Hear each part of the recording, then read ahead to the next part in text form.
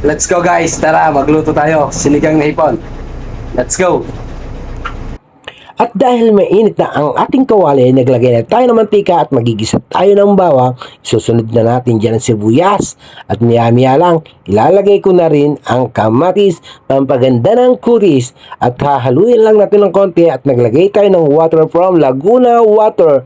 At pagkatapos nito ay atin ang tatakpan. Hintayin natin kumulo, ilalagay natin lang natirang kamatis at ang mga gulay, okra, labanos at sitaw. At tapos ilalagay na rin natin dito ang Knorr Sinigang Original, hindi local. At pagkatapos nito ay ating tatakpan. Hintayin lang natin kumulo at pagkakulo nito ay ilalagay na natin ang hipon na piling sugpo. Hinalo-halo ko ng konti at tinalangoy ko sa sarili nilang sabaw. Tinakpan ko na ilang minuto at pagkatapos ng kumulo ay nilagyan ko na ng kangkong. Galing pa yang Hong Kong at tapos ay nilagay ko na rin ang sili. At pagkatapos ng ilang kembot ay lalagyan na natin ng patis.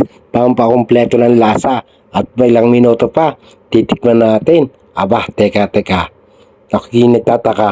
Isa pa nga. Talagang masarap. Ano pa iniintay natin? Tara, kain na. Magtatanong ko ka ba kung masarap to? Abay, siyempre, marami kaya akong kain. Okay guys, mga kapuyat, paalam!